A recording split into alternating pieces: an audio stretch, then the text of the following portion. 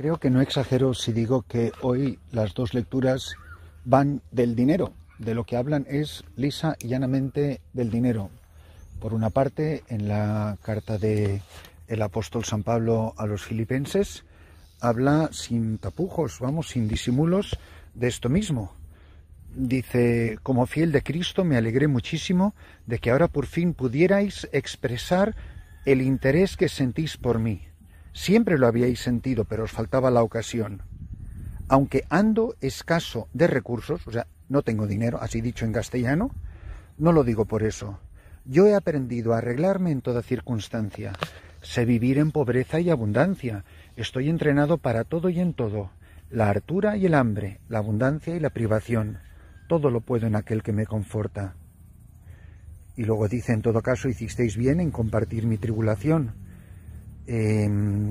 Ninguna iglesia aparte de vosotros me abrió una cuenta de banco de haber y debe. Ya en Tesalónica me mandasteis más de una vez un subsidio para aliviar mi necesidad. Vamos, dinero contante y sonante. Es de lo que está hablando San Pablo, del dinero.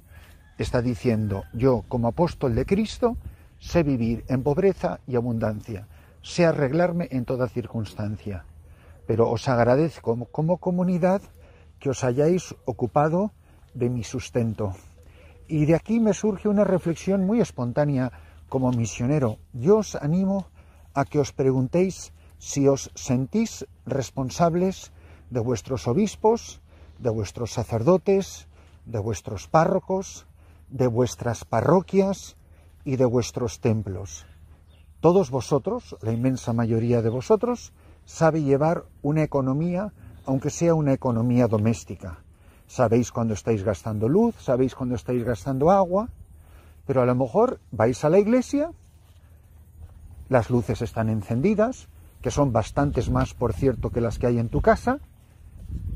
Ves el gasto de calefacción, ves el gasto, en algunos casos, de aire acondicionado, de lo que sea. ¿Tú te has preguntado alguna vez cómo se paga todo eso? De lo que tú te beneficias abundantísimamente. ¿Tú te sientes corresponsable, como los filipenses se sienten responsables del mantenimiento de Pablo? Porque aquí no estamos hablando de grandes místicas, aquí estamos hablando del dinero necesario para la vida de un misionero, para la vida de un apóstol, que puede ser San Pablo, o que puede ser el párroco de tu parroquia, o que puede ser la comunidad de sacerdotes que continuamente os están sirviendo. Porque a mí me maravilla cuánto recurrimos a los sacerdotes para cualquier problema, para un enfermo, para una dirección espiritual, para una confesión. Oye, ¿tú te has preguntado alguna vez de qué comen estos hombres? ¿Cómo veranean? ¿Cómo descansan? ¿Cómo se compran ropa? ¿Cómo se compran medicinas?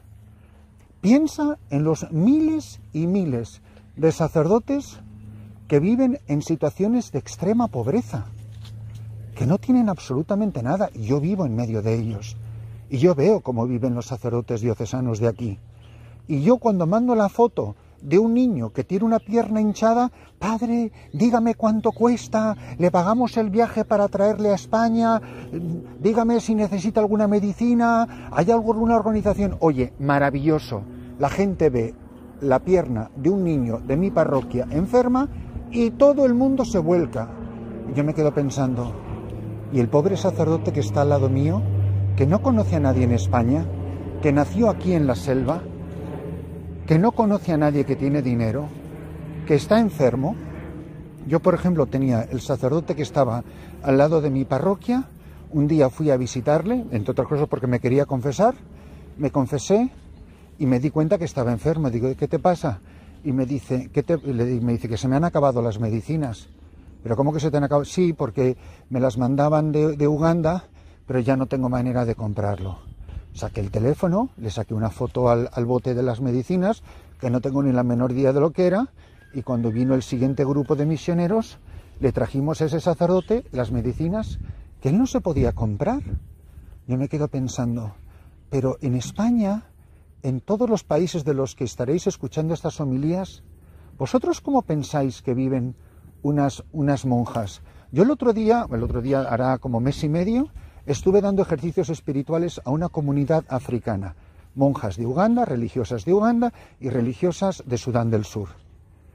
Y una de ellas, al final de los ejercicios, en la misa final, renovó sus votos. Una misa preciosa, conmovedor. Hicieron las pobres una comida que no podía ser más simple, pero que para ellas les parecía un banquete. Al acabar la comida, le dice la superiora era de Sudán del Sur, le dice, hermana, y la que había renovado los votos, una monja muy jovencita, 27, 28 años, era de Uganda. Tenemos un regalo. Y se veía que era papel de regalo de Navidad, pero se veía que estaba reciclado como 40 veces, así como arrugado y demás. Lo abre y había una bolsita de caramelos, una pasta de dientes y un jabón. Y la hermana se puso de rodillas delante de la superiora, le besó las manos, se le saltaban las lágrimas, le caían las lágrimas por la cara y le dijo, gracias hermana, cuánto se lo agradezco, porque yo no tenía jabón ni pasta de dientes. Y yo estaba sentado al lado de la superiora viendo la escena y me echaba las manos a la cabeza, como una monja se pone de rodillas a dar las gracias a esa superiora porque le ha dado un tubo de pasta de dientes y un jabón. Y yo me quedo pensando, ¿por qué nos preocupamos tanto de la pierna de un niño, que por supuesto es conmovedor y a todos nos da mucha pena el sufrimiento de los niños?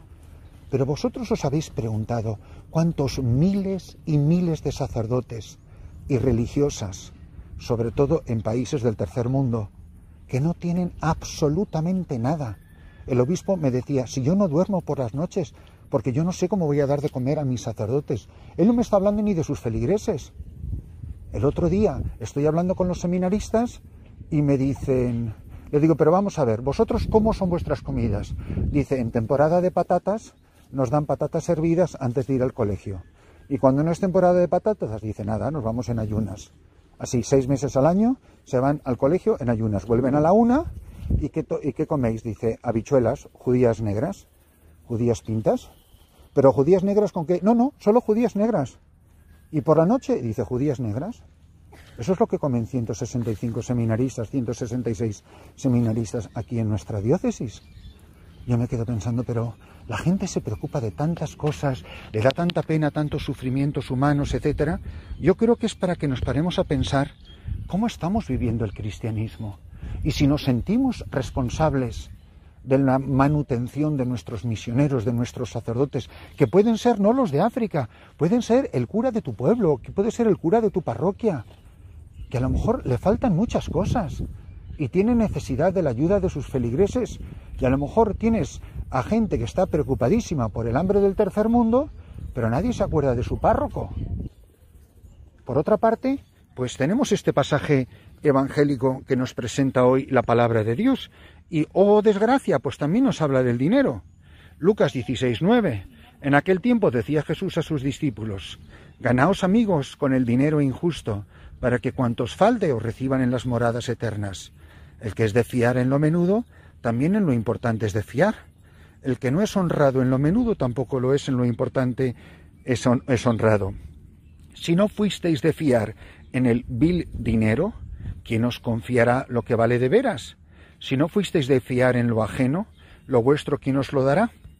Ningún siervo puede servir a 2 amos, porque o bien aborrecerá a uno y amará al otro, o bien se dedicará al primero y no hará caso del segundo.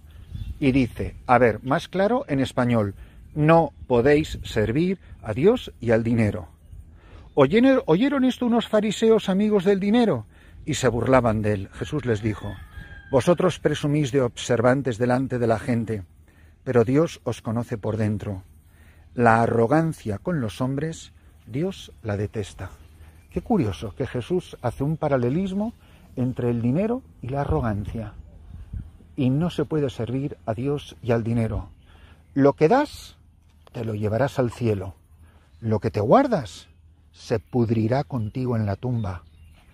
Siempre pongo el ejemplo de los faraones egipcios, a esos grandes personajes que les enterraban con vasijas y con oro y con ropajes, porque claro, todos esos bienes les iban a hacer falta para el viaje a la vida eterna, y les enterraban con todas sus posesiones materiales, oro, plata, bordados, vasijas con rellenos de toda clase de bienes, hasta de comida, de alimentos.